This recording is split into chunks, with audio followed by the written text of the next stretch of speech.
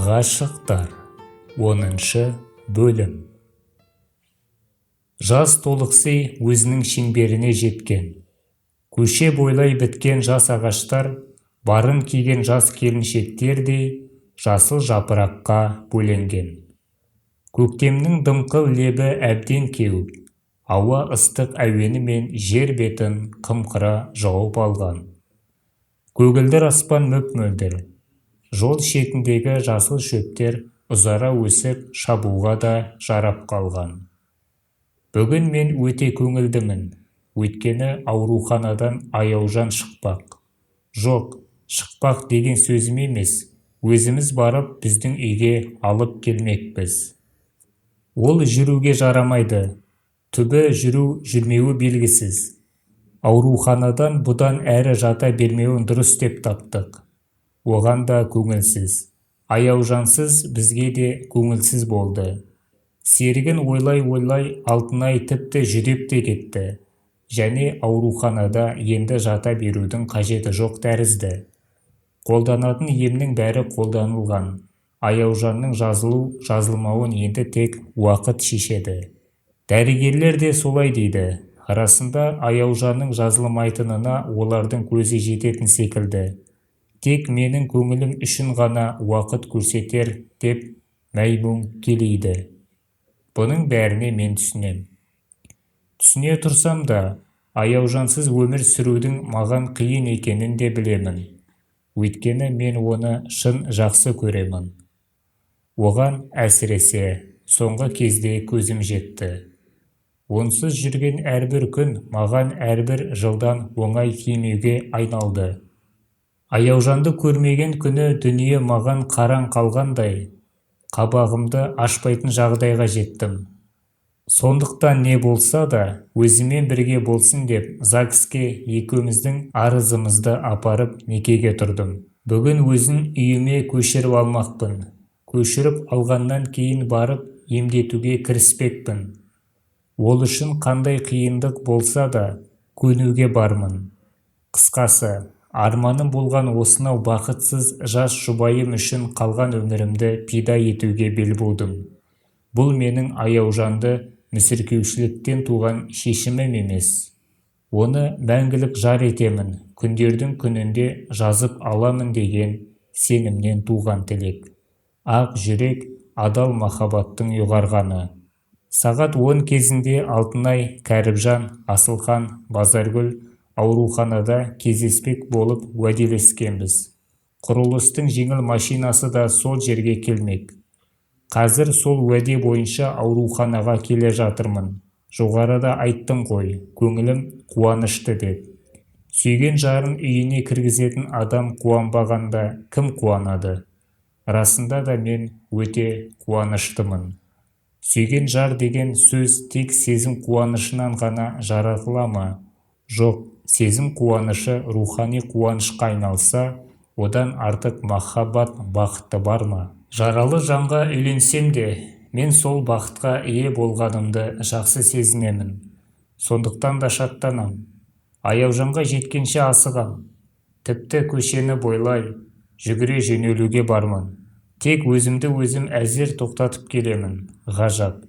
Осы сезім мені аяужанмен алғашқы кездесуге келе жатқанымда да дәл бүгінгідей билеген болатын. Бүгін де өзімді дәл сондағыдай сезінемін, сондағыдай қанағаттанудамын.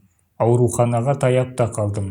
Ана бұрыштан кейін алдымда кішкентай бау-бақша. Мен солай қарай бұрыла бергенімде бір сылаңдаған әйел мейістен шыға келіп алдыма түсті. Мен артында келемін. Кездескен адамның бет келбетіне, дене құрылысына көз тігіп өту суретші мен мүсін салушының дағдылы әдеті. Мен де сол әдетпен алдымда келе жатқан әйелге көз тастадым. Көз тастауым мұң екен, бойымды бір қобал жұтқан, алабұртқан түсініксіз сезім билей жөнелді. Ұзақ жылдан бері есте жүрген бір әдемі суретімді көз алдыма қайтадан елестеттіргендей болды. Осынау аяғын сәндене басқан, әр қимылы, жүрісі поэзиядай әдемі жанды қайдан көрдім? Кімнің белі осындай құмырсқадай жіңішке, жұмыр, ақ балтырлы аяқтар осындай оқтаудай түзу еді? Әйел алдымда асыға басып майыса жүріп келеді. Белі қыналған ақ жібек көйлек денесінің көз тартар мүшелерін аша түскендей, былқ-сылқ басқан сайын екі жағынан кезек-кезек төгіліп бұлаң-бұлаң етеді. Адам баласының сырт бейнесінде, ырғала қозғалған жүрісінде осыншама көркемдік қалай біткен десеңізші. Жалғыз мен емес, жанынан өткен бейтаныс басқа адамдар да сарғылт шашын тоқпақтай етіп түйіп алған кербез әйелдің соңынан бір бұрылып қарамай өтпейді. Өзгелердің сұқтана қарағанына мәз болғандай, әйел енді аяғын еріне басты. Дәл осы мезетте ол маған мөлдір суда асықпай жүзіп келе жатқан ақ қайран тәрізді болып көрінді. Мен жүре түстім. Кім болса да жүзін бір көруге құмар болдым. Әрине менің мұным көрінгенге қол созған көрсе қызарлық емес, сұлу адамның көрінісінен оның ауызбен айтып өзгеге ұқтыра алмас, бір жіпсіз тартып кететін магнит секілді күшінен эстетикалық қуаныш алу. Әдемілікті паш ететін суретшінің сұлулыққа ұмтылған табиғи тілегі, табиғи арманы. Жақындаған сайын әйелді танитыныма шек келтірмедім. Суретшінің өзінің кәсіптік ерекшелігі болады. Бұл әншілердің ерекшелігі тәрізді. Әнші кейде бірер әнді мүлдем ұмытып қалуы мүмкін, бірақ оның кейбір сұлу ырғағы және нотасы есінде сақталады. Суретші де сондай, адамның өзін ұмытқанмен өзгелерден өзгеше, тек сол адамға тән бір қимылын, көз тастауын, не жүріс-тұрысын есіне сақтап қалуы көп кездесетін жағдай. Мен де осынау әйелдің бір ерекшелігін есімде сақтаған секілдімін. Бірақ қандай ерекшелік? Ол ерекшелік кімге тән еді? Өзім де есіме түсіре алмай келемін. Мен әйелді қуып жетіп қатарласа бердім де бетіне қарадым. Әйел де маған бұрыла көз тастады да кілт тоқтай қалды. Япыр-ау, өз көзіме сенейін бе, сенбеймін бе? Мынау өзімнің студент кезімдегі натурщицам үміт қой. Әлде сол секілді біреу ме? Әйел сықылықтай күлді, қолын ұсынды. Амансың ба суретші жолдас? Үміт? Әйел тағы күлді. Мен сені бірден таныдым. Бұнда қайдан жүрсің? Өзің қайдан жүрсің? Енді екеуміз бірдей күлдік. Үміттің маған қымсынбай ашық қараған көзқарасынан бірден еркінси сен деп сөйлеген сөзінен оның өзгергенін түсіндім. Бұл әрине бұрынғы ұялшақ суретін салу үшін үстіндегі көйлегін шешуге әзер-әзер көнетін жасқаншақ кіршіксіз таза жас үміт емес.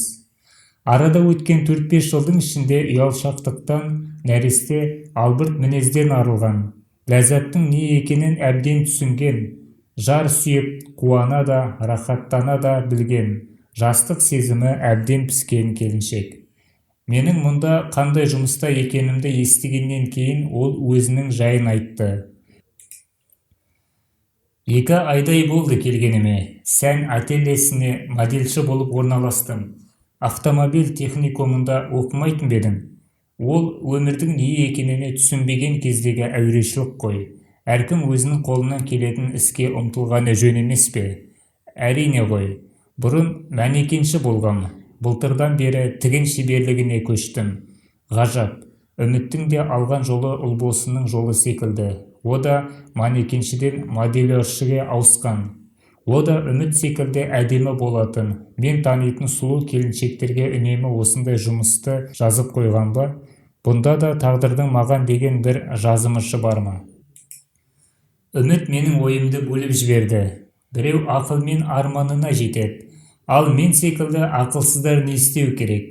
Ең болмаса, табиғаттың өзгеден артық етіп берген артықшылығын пайдаланғаны жөн емес пе? Үміт әрине өзгеден артықшылығым деп өзінің сұлулығын айтып тұр. Сонда бұнысы дұрыс па? Табиғаттың бейнетсіз берген қасиетін күн көруге жұмсауы өзін өзі істеген зорлығы емес пе? Бірақ сонда жаратылыс берген дарынды күн көру кәсібіне айналдырған ақын әнші мен секілді суретшілердің бұдан несі артық? Мәселе жаратылыстың берген қасиетін пайдалануда емес, сол қасиеттің өзгеге, қоғамға ләззат, қуаныш беруінде ғой. Егер үміттің табиғи артықшылығы осы ойдан шықса, мейлі манекенші болсын, натурщица болсын, қанша сөкеттігі бар. Бірақ үміттің жаңағы айтқанында басқа бір сыр жатқан тәрізді. Адам өз сұлулығын өзгеден артықшылығым деп түсінсе, ондай сезім оның мінез-құлқына да, өзін-өзі ұстауына да үлкен ықпалын тигізеді. Бұл бұзылудың бір жолы. Мен ойлана қалдым. Кеше ғана сүйген жігітімен қосылу тойы үшін өзінің күнәсіз денесінің суретін салдыруға амалсыз көнген жас қыздың бүгін сол дененің ерекшелігін түсініп, өзінің ұялшақ, дән-таза пиғылын өзгертуі мүмкін бе? Жоқ, ол мүмкін емес. Үміт ондай өзгеріске бармайды. Сонда мынау ойнақши қараған көзқарасты қалай түсінесің? Сұлу мүшелерінің кейбір аса томпиған жерлерін өзгелердің көзіне ашығырақ көрсету үшін мынау денесімен дене болып жабысқан ақ жібек көйлектің көкірек тұсының сәл молырақ ашылғанын қалай түсінуге болады? Бұл жаңа үлгіге еліктеу ме, әлде ұят деген ұлы дінді еске алмау ма? Мен үзіліп қалған әңгімені қайта жалғадым. Мыстауға, әрине, еріңмен бірге келген шығарсың. Қайдағы ерімді айтасың? Институтта жүргенде үміттен қалай айырылып қалғаным есіме түсті. Тойлары болатын күнгі өзімнің үміт пен махаббатым жайында қалай түсініспек болғанымды мен әлі ұмыта қоймағанмын. Сол бір алыс кезеңді көз алдыма бір елестетіп өттім. Менімен айырылатын күні тойларың болмақшы емес пе еді? Мен сондағы жігітіңді айтамын. Мүсілімді айтады екенсің ғой. Біз екеуміздің дәм-тұзымыз жараспады. Неге? Неге дерің бар ма? Үміт сыңқылдай күлді. Орысша айтқанда, характерім не сошлись. Үміттің өзінің өткен өмір туралы ешбір қайғы, өкінішсіз қалай болса солай күле сөйлегені маған ұнаған жоқ. Дегенмен, бәлем деп сыр бермедім. Көп болды ма айырылғандарыңа? Бірақ жыл отастық, ол тым қанатсыз жан болып шықты. Уақытында жатып, уақытында тамағын ішкеніне мәз көптің бір екен. Ал менің өмірден күткенім ол емес еді. Үміт енді қиялдана алысқа қарады. Адам боп жаратылғаннан кейін дүниеден айдын көлде жүзген аққу құстай рахаттанып өт. Олай ету екінің бірінің қолынан келе ме? Әрине, екінің бірінің қолынан келмейді. Сондықтан әркім өз теңін табуы керек. Мен өз басым солай ойлаймын. Онда оған күйеуге неге шықтың? Жастық, махаббат. Үміт тағы күлді. Жас кезінде адам өмірдің қызығы неде екенін түсіне ме? Мен де кекете күлдім. Өмірдің қызығы неде екенін енді түсіндің бе? Үміт маған көзін ойнақшыта қарады. Ең алдымен өзіңмен теңдес жарды. Содан кейін қайғысыз, қасіретсіз шаттық өмірде. Мен үміттің бетіне таңдана қарадым. Кешегі су түбіндегі гауһардай таза жастың бүгін мұндай топас ойлы, қанатсыз сөз айтып тұрған арқама аяздай батты. Өз құлағыма өзім сенгім келмеді. Жоқ, бір кезде мен сүйген үміт бұл үміт емес, ол басқа. Ал мынау сол үміттің тек сыртқы бейнесі, мен ұқпайтын бөтен жан. Әлде мені сынағысы келіп қиқар сөйлеп тұрма? Солай да болуы мүмкін. Әйтпесе, аз жылдың ішінде үміт сынды інжу маржан асыл тас бұлай оп-оңай тоттана қоймаса керек еді. Неге екенін білмеймін. Мен үмітпен тағы сөйлескім келді. Оның жүрек сезімін, өмірге деген көз қарасын дұрыс ұғуды тіледім. Бір кезде жақсы көрген адамымды қате жолға қимадым. Оның үстіне үмітті тағы бір көрсем деген менде бұрыннан да бір өшпес арман болатын. Оған себеп басқа еді. Үміт менде суретке түсіп жүріп, ерге шығып кетті. Сол кездегі бастаған суретім бітпей қалған. Жас кезде ойылған композициям сол шала біткен қалпында әлі күнге дейін өзге жұмыстарым арасында жататын. Үміттен алғашқа айырылған кезде оны аяқтауға кенет жүдей қалған көңілім көнбеді. Үмітке өкпелегенім салып жүрген суретіне өкпелегенімдей болды. Бертін келе үміттің өз көзіммен көрген дене құбылысы, оның ерекше поэзиялық гармониясы ұмтыла бастап, суретті бірнеше рет аяқтауға қолыма алсам да, көңілім шаппады, ойым өріс ала алмады. Шабытсыз салынған сурет өлі туған баламен бірдей. Бейнесі болады да, жаны болмайды. Ондай туындының маған қандай керегі бар деп, сол аяқталып бітпеген кенепті өзге еңбектерім арасына тастай салғанмын. Көктен тілегенімді жерден тапқандай, тағы да бір көрсем деген үмітім қазір қасымда тұр. Бет әлпеті не құрылысы бұрынғысынан көркемдене түспесе кейін кетпеген. Сондағыдай шие ерні сол ашылып күлімсірей қарайды. Сондағысындай сөзін соза сөйлеп еркелене түседі. Менің ойымның толқып тұрғанын сезді ме, үміт кенет томсара қалды. Көзінен жаңа ғана ұшқын атқан ұятсыз сәуле заматта сөніп, маған жасқана көз тастады. Дәл осы сәтте ол мен білетін бұрынғы үмітке ұқсап кетті. Бәсе, дедім мен насаттана ішімнен. Мен білетін үміт осындай ұяң жүзді болуы керек еді ғой. Бағанадан бергісі жай әшейін мені сынау екен. О да менің ойымды ұққан тәрізді. Үміт қалай өзгеріп кеткен деп таңғалып тұрсың ба? Деді жүдей сөйлеп. Қорытынды шығаруға тым асықпа. Таң қалып тұрғаным рас еді, дедім мен шынымды айтып. Қазір асығып тұрмын. Қашан кездесе аласың? Кездескің келе ме? Иә. Неге? Есіңде ме? Мен саған суретке түсіп жүріп, жоқ жерден күйеуге шығып кеттің ғой. Сондағы суретің бітпей қалған. Үміттің көзі жарқ етті. Сол суретімді аяқтамақсың ба? Иә. Үміт сылқылдай күлді. Сенің алдыңда тағы да сондағыдай жалаңаш көрінуім керек пе? Әрине. Үміттің көзінде енді бір ерекше сәуле пайда болды. Ол кезде екеуміз де күнәсіз бала едік қой. Сол балалық мінезден әлі де болса айырылмауға тырысамыз. Үміт маған күлімсірей қарады. Оның тілі барып айтпаған сырды түрі көреміз әлі дегендей. Оның сәл күлімсіреген бет келбетінде тақа бір шектен шыққан топаз, болмаса сенің сезіміңді оятатындай Леонардо да Винчидің Джакондасының күлімсірегенінде бір таңғажайып әдемі үміт бар. Жақсы, деді ол аздан кейін. Қолың тисе біздің үйге кел, сөйлесейік. Мен де сағатыма қарадым. Уәделескен уақытым болып қалыпты. Үміттің адресін сұрап алдым да қоштасып ауруханаға қарай асыға аяңдадым. Мен келсем ауруханада өзге жұрт жиналып қалған екен. Құрылыс бөлімінің әдемі көгілдір Волгасы да дайын тұр. Аяужанды алып кетуді кеше біз аурухананың бас дәрігерімен келіскенбіз. Бүгін ойламаған жерден бөгет табылыпты. Аяужанды қараушы дәрігерлер басқа болғанмен, негізгі ақылшы, қалай емдеу керек екеніне кеңес беруші Шерубай еді. Сол Шерубай бүгін Аяужанды ауруханадан әкетуге қарсылық білдіріпті.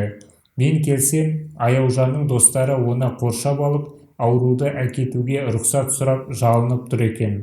Аяужанның өзінің де үйге қайтқысы келеді деген Кәріпжанның дауысын құлағым шалып қалды.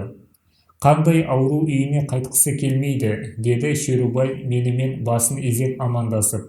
Аурудың дегенін істесең, мұнда бір күн жатқысы келмес. Ал Аяужанға әлі ұзақ жату керек. Ол күндіз түні күтуді керек етеді. Күтсе несі бар? Біз өзіміз күте алмаймыз ба? Деді Алтынай.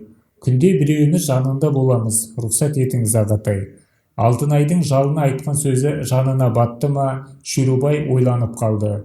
Алтынай бұрынғысынан да бетер жалына түсті.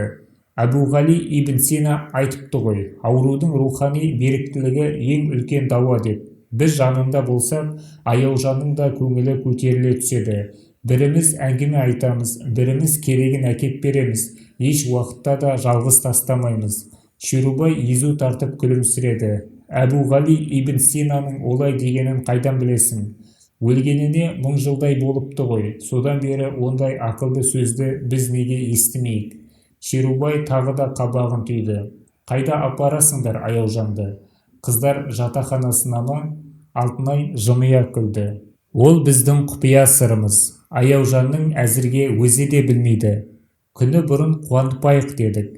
Шерубай ойлана менің бетіме қарады. Жарайды, апарсаңдар апарыңдар, деді ол. Мүмкін сендердің айтқандарың дұрыс болар. Қуаныш кеселге дәріден кем шипа емес. Қайда апарғандарыңды соңынан айтыңдар. Анда-санда қарап тұруым керек. Машина зырғытып келіп, біздің үйдің есігінің алдына тоқтай қалды. Аяужанды носилкамен көтеріп, үйге алып кіргенде ғана ол қайда әкелгенімізді бірақ білді. Бұларың не? Деді Аяужан кенет көзі жарқ етіп. Қайда алып келгенсіңдер? Өзіңнің үйіңе, деді Алтынай масайрай. адал дос аңсай күткен жарыңа қосылуыңмен құттықтаймын. Бақытты болсын өмірлерің, тез жазыл. Аяужанның кенет екі беті дуылдай қызарып кетті. Қуанып қалғаны түрінен ақ көрініп тұр. Сонда да, бекер әкелдіңдер ме деймін, деді ол толқи сөйлеп. Кіргізген есіктерінен носилкамен қайта шығарып жүрмесеңдер нетсін. Қойшы, қайдағы жоқты айтпай. Алтынай еңкейіп Аяужанның маңдайынан сүйді. Одан да терезеге қарашы. Терезеден алып құрылыстың ғажайып салтанатты көрінісі көрінеді. Аяужан сол жаққа көз тастады да кенет жайнап кетті. Бітеуге айналған мектеп үйі, көкке қарай созылған көп қабатты тұрғын үйлер, самсай біткен құрылыс тоғайы. Анау біздің құрылыс бөліміміз ғой, деді Аяужан басын сәл көтеріп. Қандай тамаша көрініс. Біздің мектепте бітеуге айналып қалыпты ғой. Әттеген-ай, жігіттерге жалына қарады. Төсегімді ана терезеге қарсы қойыңдаршы. Кранымды сағынып қалыппын. Жұмысты бұрынғысындай істей ме екен? Көрейінші. Жігіттер төсекті Аяужанның көрсеткен жеріне көшірді. Ол жас балаша алақаны шапалақтай күлді. Міне, енді тегіс көрінді. Өзі қандай сұлу еді. Қараңдаршы, өзге крандардан анағұрлым биік емес пе? Тіпті бұлтты сүйеп тұр десеңдер де болады. Кенет оның қабағы сол томсара қалды. Менің орнымда қазір кім істеп жүр? Жақында краншылардың оқуын бітірген Маша деген бір жас қыз. Бәсе, деді Аяужан даусын сәл көтеріп. Жас екені көрініп тұр. Жүкті тым жылдам сырғытып барады. Бұлай істеуге болмайды. Кранның жүгін алатын жұмысшылар енді асығады. Бүйту өзге цехтардың ырғағын бұзады. Ол Алтынайға бұрылды. Өзін осында шақыруға бола ма? Ақыл кеңесімді айтар едім. Алтынай қуана жауап қайтарды. Неге болмасын? Машаның өзі де сенімен танысуға құмар.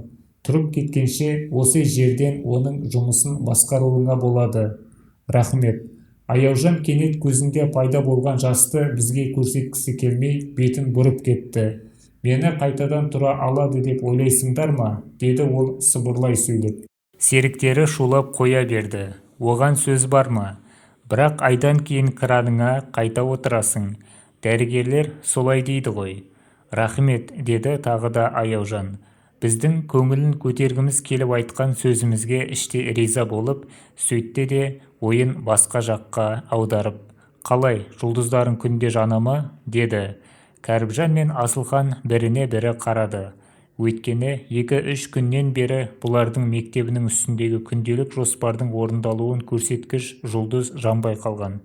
Жігіттер, жоспар орындалмай жатыр деген сөз Жарымжан Аяужанға бататынын сезіп, шындарын айта алмай қысылып тұр. Бұларды мұндай жағдайдан Алтынай құтқарды. Жанғанда қандай, деді ол даусын көтере. Кеш болса, бүкіл Мыстаудың үстіне жарқырайды. Соңыра өзіңде көресің. Жарайсыңдар достарым, деді Аяужан шын көңілден риза болып. Уәде берген соң жастар сөздерінде тұрулары керек. Аяужан тағы да құрылыс ауданының көрінісіне бұрылды. Көріп тұрмын, оның көзінде шаттық ойнады. Әлденелер ойына түскендей. Ол алыстағы өзінің кранына мөлдірей қарап, күлім-күлім етеді. Алтынай Аяужанның бұрылғанын пайдаланып, жанындағы екі жігітке парткоммен сөйлесіңдер. Бүгін қайткен күнде де жұлдыз жануға тиісті, деді. Анау екеуі дұрыс дегендей бастарын изеді. Бұрын жұмысшы жастардың арасында болған адам емеспін. Менің ойымша өз еңбегінен шабыттанатын, түн ұйқысын төрт болып қиналатын, қанағаттанатын тек ақын, артист, суретші секілді ой дарын қайраткерлері ғана еді. Ал қазір Аяужан мен оның серіктерінің өздерінің жұмыстары, жоспарлары, құрылыс орындары жайындағы тілектерін, армандарын естіп таң қалудамын. Бұлар да біз секілді өз еңбектеріне шабыттанып, қуанышқа бөленеді екен. Еңбек бұларға да поэзия, ән. Оған менің көзім әбден жеткендей, өздерінің еңбектен туған арман, тілектерін осынша жоғары қойған жас серіктеріме дән ризамын. Әсіресе бұлардың басшысы Аяужан маған дәл осы сағатта бұрынғысынан да қымбатты болып көрінді. Осындай қызды, Жаңа заманның қызын сүйгеніме мен өзімді орасан бақыттымын деп санауға бармын. Әлі ешбір өнер адамы түсіне алмаған жаңа үнді түсінгендеймін. Әлі өзіммен серіктес ақын, суретшілер ести алмаған жаңа әнді естігендеймін. Қуанғаным сонша, дәл осы сәтте Аяужанның өмір бақи төсектен тұра алмастай жаралы екені де есімнен шығып кетіпті. Бұны Аяужанның өзі есіме салды. «Тойларың қайда?» деді ол кенет терезеден бетін бұрып. «Құр мені Жантастың үйіне әкелгендеріңе мәзсіңдер ме?» «Жоқ, оларың болмайды. Біздің қосылу тойымызға сендер шампан ішіп би билеулерің керек». Жастар мәз-мейрам болып қалды.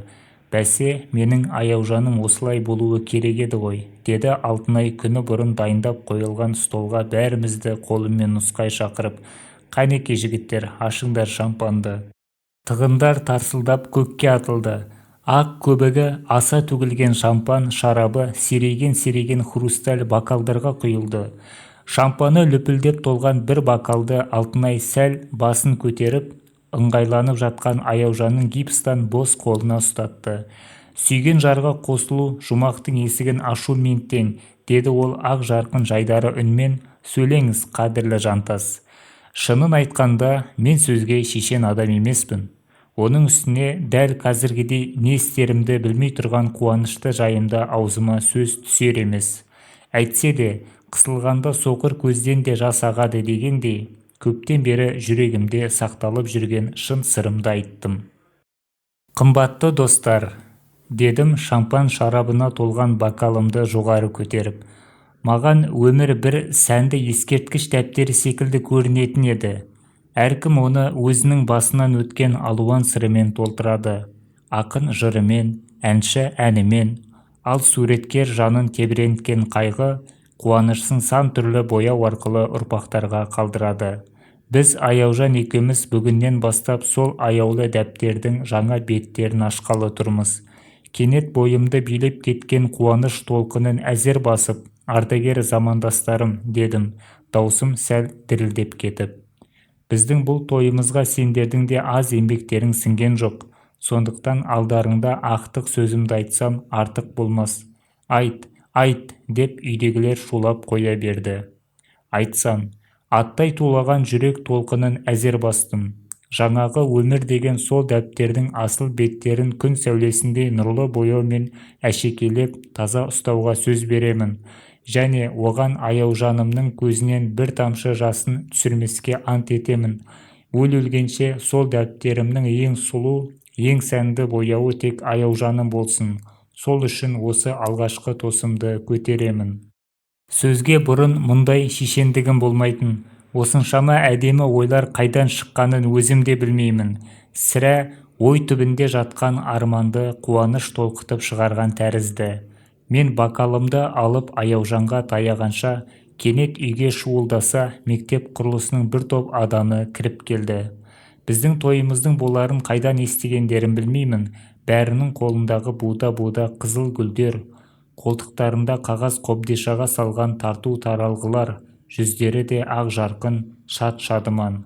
«Қарақтарым, қуаныштарыңа ортақпыз», деді ішіндегі бір аласа бойлы қарт жұмысшы. «Кеш естідік, сондықтан тойдың басында келмегенімізге өкпелемеңдер». Ол енді маған қалжыңдай қарады. «Шырағым Жантас, бәлендей таныс болмасақ та, атыңа сырттан қанықпыз. Есті жігіт дейтін еді, бұның не? Далада жатқан қыз жоқ, Аяужан біздің ең қымбатты аруымыз. Бізге күні бұрын білдірген болсаң, бұндай ардақты тойды бүкіл құрылыс болып істемес педік. Расында бұл жағын ойламаппын, сасқанымнан. Бұл жай тырнақалдымыз ғой. Үлкен той Аяужан жазылған соң болады», дедім. Солай ма еді? Онда кешірдік. Қарт жұмысшы Аяужанның жанына барып маңдайынан сүйді. «Қалқам, қуанышың құтты болсын». «Кәне жігіттер, Аяужан үшін», дедім мен бокалымды қайта көтеріп. «Жоқ, Жантас, бұның болмайды, шампан тым ащы екен, алдымен тәтті ет», деді Алтынай күлі. «Тамағымыздан өтер емес». Кәріпжан мен Асылхан да қосарлана қостады. «Я, тым ащы. Бұл қалпымен ішер алар емеспіз». Мен бокалымды қолыма ұстап, Аяужанға таядым. Ол не айтарын білмей, маған жаутаңдап қарай берді. Мен еңкейіп бетіне бетімді таяп, ерніне ұзақ сүйдім. Жан тәніңді күйдірген осы бір ләззат отының алғашқы жылуын аңсай күткенін жасырмай, өзі де құмарлана сүйді. Бұл біздің ерлі-зайыпты болғанымызды жұрт көзінше айғақтайтын ең тұңғыш сүйісуіміз еді. Маған осы сүйіскеніміз неке төсегінің ең бірінші түнінен де ыстық боп есімде қалды. Сол күнгі Аяужанның күнәсіз ернінен алған ләззатым жүрегімдегі мәңгі сөнбес шоққа айналды. Аяужанның бөтен адамды сүйсем күнәһар болатынымды ескертіп, есімнен бірде-бір шықпай қойды. Кей адамның нәсілі тұрақсыз келетіні бәрімізге де мәлім ғой. Менде сондай тұрақсыздық болуы мүмкін бе? Жоқ, ол мүмкін емес. Мәселе мұнда құр ғана махаббатта болып тұрған жоқ қой. Аяужан маған өзінің жүрегімен бірге тағдырын да тапсырған жоқ па? Аяужандай аяулы адамның тағдырымен ойнауға бола ма? Жоқ, ондай қылмыс менің қолымнан келмейді. Дарын жаратылыстың ісі, ал адамгершілікті сақтау ол сенің ісің. Осы алғашқы сүйістен кейін біздің қосылу тойымыз басталды. Шампан ішілді, би биленді, шалқыта өлең де айттық. Төсектен тұра алмай жатқан Аяужанның көңілін көтереміз деп істегеніміз жоқ. Үйді басымызға көтере ойын салдық. Біздің у-шуымыз себеп болған болуы керек, сауық кешімізге көршілер де келіп қосылды. Соның бірі менің пәтеріммен есіктес Зульфия деген әйел тұратын, дүкенде сауда істейтін. Мен бұл әйелдің кім екеніне бәлендей көңіл қоймайтынмын. Бірақ өзімен жай таныс болғанмен, оның 7 жасар Еркежан дейтін кішкентай ұлымен тіпті досжар едік. Менің сурет салып мүсін оятынымды білетін Еркежан біздің үйге жиі келетін. Істеген жұмысымды қызық көріп ұзақ отыратын. Біз екеуміз кейде әңгімелесетін де едік. Мен оған мүсін оюды да үйретпек болып әуреленетінмін. Артынан барып білдім. Зульфия жүріс-тұрысқа жеңіл мінезді әйел болып шықты. Той әбден қызып, қыран-топан болып күлісіп жатқанымызда біреу есік қақты. Кім екен деп есікке қарай қалдық. «Кіріңіз», дедім мен. Үйге Зульфия мен 3 кішкентай бала кірді. Ішінде Еркежан да бар. «Амансыңдар ма, қыз боз балалар?» деді Зульфия күлімсіреген болып. «Мына балалар көршімізбен танысамыз деп болмай алып келді». Ол төсекте жатқан Аяужанды балаларға көрсетті. «Қарашықтарым, мынау әнеу күнгі краннан құлаған апаларың», енді Зульфия Аяужанға қарап. «Мына інішектерің күндіз үйде адам жоқта қасыңда боламыз» дейді. Апаларының бұйымтайына жәрдемдеспесек? Аяужан балаларға жаудырай көз тастады. «Рахмет», деді ол шын жүректен риза болып. Аяужан өзге балалардан кішірек және ұялшақтау Еркежанды өзіне шақырды. «Берірек келші айналайын». Бала қымсына жақындады. «Атың кім, інішегім?» «Еркежан». «Өзіңіздің атыңыз кім?» «Аяужан». «Енді сіз бізбен ойнайсыз ба?» «Қандай ойын ойнай аламыз?» Аяужан сыңғырлап күлді. «Чехарда, жасырынбақ». «Жасырынбақ ойнауға болады». Аяужан тағы да күлді. «Көрпемді мен бүркеніп алайын?» «Тауып көріңдер сосын». «Апай, столға отырыңыз», деді Алтынай. «Балалар, сендер де отырыңдар». «Асығыспын, тек ауыз тиейін». Зульфия стол үстіндегі астан аузына бір-екі түйірін салды. Балалар ұялып, орнынан қозғалмады. Алтынай оларға уыстап конфет, печенье берді. Зульфия кейін шегінді. «Үй арасы жақын, әлі келемін ғой, өздерің ойнап күле беріңдер». Ол Аяужанға тағы да аяй қарады. «Сіңілім, бүлдіршіндей жас екенсің. Сенен бөтен бұл құрылыста адам жоқ па еді? Несіне дауылды күні оның басына шыға қалып едің?» «Шықпасқа болмады ғой, жеңеше», деді Аяужан. «Мен кранның қанатын бұрмағанда ол салынып жатқан мектептің үстіне құлайтын еді. 2 жылдан бергі жұмыстың күл-талқаны шығарын былай қойғанда мектеп балалар үшін ғой». Ол енді Еркежандарға қуана көз тастады. «Мыналар үшін ғой». «Бейшара, жұрт қамын ойлаймын деп жарақаттанған екенсің ғой», деді Зульфия аңқау сөйлегенсіп, бірақ маған оның сөзі ұнамады. «Тек артының қайырын берсін, жазылып кетсең тәуір ғой, әйтпесе қор боласың ғой». Аспанмен таласқан кран түгіл, бала кезімізде біздің ауылдың бір қызы жорға үстінен құлап өмір бақи қисайып қалған. Тек әкесінің ауқатының арқасында ғана бір кәрі шал тоқалдыққа әзер алды. Әйтпесе үйінде отырып қалған жарымжан кәрі қыз кімге дәрі. Үй іші жым-жырт тына қалды. Күлімсіреген бейпіл ауыз әйелдің осынау суық сөзімен бірге үйге бір құбыжық кіргендей болды. Зульфия тағы бірдеңе деп келе жатыр еді. Алтынай: «Апай, газге қойған сүтіңіз тасып кетіпті», деді, сөзін бөліп жіберіп. «Тезірек барыңыз». «Ойбай-ау, оны тіпті ұмытып кеткен екенмін». Зульфия шынында да сүт қойған болуы керек. Асыға есікке жөнелді. «Жүр балалар, соңынан келерсіңдер». Әйел балаларды ертіп шығып кетті. Алтынайдың одан оңай құтылғанына біз де мәз болып қалдық. «Оның газге сүт қойғанын қайдан білдің?» деді Аяужан жүдей күлімсіреп. «Сен ебін таппағанда көңілімізді біраз суытып тастайтын еді әлгі кербез жеңгей». Зульфия кетіп, жеріміз кеңігенмен көңіліміз бұрынғысынан да көтеріле қоймады. Алаңғасарлықпен айтсын, білместікпен айтсын, әйтеуір оның дөрекі сөзі бір жоқ жерден соққан суық желдей кенет менің де өн бойымды тітіркентіп жіберді. Адам баласының жүрегінде жатқан сырды білу, жер астында жатқан қазынаны білуден анағұрлым қиын. Әлгі әйел жаңағы сөздерді неге айтты? Көңілі онсыз да жабырқаңқы Аяужанға жүрегінің жылуын берудің орнына неге суық ызғарын төкті? Маған бұл түсініксіз жайт еді. Осыны ойлап отырғанымда Кәріпжан мен Асылханның үйден шығып кеткенін де аңғармай қалыппын. Жұрт енді біртіндеп тарай бастады. Алтынай мен Аяужан өзара көңіл әңгімеге кіріскендерін көріп, мен балконға шығып аз тұрдым. Ол арадан да дәйек таба алмай қайтадан үйге кірдім. Екі дос қыз әлі шүйіркелесуде.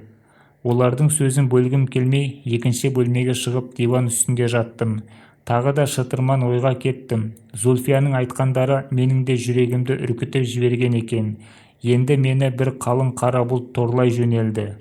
Махаббатсыз өмір ме? Бірақ сол махаббат қуаныш емес, қайғыға айналса, онда махаббаттан қандай қызық бар? Қайғының да, қуаныштың да ойлайтыны бақыт. Бірі соны суалтсам дейді, бірі сол бақытты гүл жайнатсам дейді. Егер қолыңдағы бақыт суалар болса, адамға одан ауыр қандай қасірет, өкініш бар. Аяужан екеуміздің өміріміз сондай өкінішке айналуы мүмкін бе? Жоқ, мүмкін емес. Өйткені біздің қуанышымыз, бақытымыз өзіміздің қолымызда. Аяужан бүгін төсек тартқан мүсәпір болса, ертең жазылады. Ол үшін мен қолдан келген шарамды аямауым керек. Ал жазылмаған күнде адам неге тұрақсыз болады екен? Жоқ, адам емес, махаббат тұрақсыз секілді. Тұрақсыз затта құн жоқ. Сонда махаббатта да құн болмағаны ма? Жоқ, бұның бәрі бекер ұғым. Тұрақты адамның махаббаты да тұрақты. Адам өз басының келешегін басқа жайттен көрмеу керек. Асқар таудың басына ақша бұлттар ұяласа, ал асыл адамның басына айнымас табандылық біту керек. Сонда ғана махаббат тұрақты болады.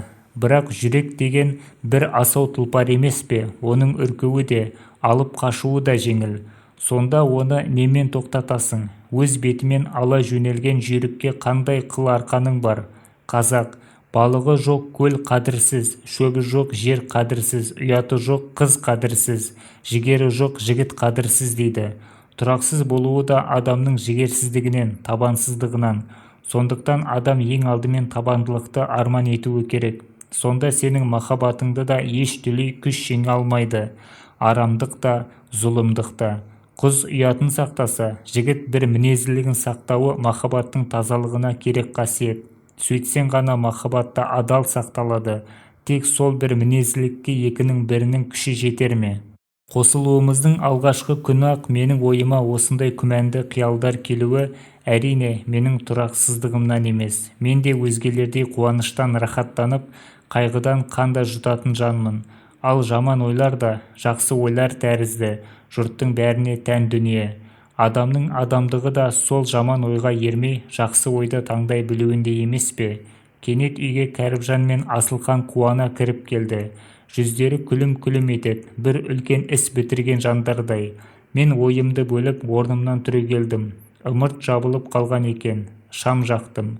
Үй іші жарық сәулеге толды. Бәріміз топырлай екінші бөлмеге кірдік. «Қараңғыда неге отырсыңдар?» деп шам жаққанымша Кәріпжан білегімнен ұстай алды. «Тұра тұрыңыз», деді ол маған күлімсірей қарап. Сөйтті де қыздарға дауыстады. «Аяужан, Алтынай, қане, кран жаққа қараңдаршы». Бәріміз терезеге бұрылдық. аяужан кранынан төмендеу бітуге айналған мектептің үстінде үлкен екі бірдей қызыл жұлдыз жарқырап тұр. «Жарайсыңдар, бауырларым», деді алақанын шапалақтап мәз болып қалған Аяужан. «Жоспарларыңды төмендетпеген екенсіңдер». Аяужан шын қуанышты, екі беті дуылдай насаттанып жымың-жымың етеді. Артынан барып білдім, дәл осы күні жоспар орындалмаса да, құрылыс бастықтары жастар бригадасының өтініші бойынша жұлдыздарды жағуға рұқсат еткен. Кәріпжан мен Асылхан сол үшін кетіп қалған боп шықты. Бұлардың үміттері ақталды. Аяужан қатарласа жанған қос жұлдызды көрісімен тіпті өзгеріп кетті. Кештің қалған мезгілі өте көңілді өтті. Менің осы кеште өмірде махаббаттан кем түспейтін қызық бар екеніне көзім әбден жетті. Ол қызық мен секілді адамдарға көркем өнер болса, Аяужан, Алтынай, Кәріпжан секілді еңбек жастарына өздерінің жұмысы, кәсібі, жандары сүйген мамандықтар екен. Ғашықтық тек махаббатта ғана еместігіне шәк келтірмедім.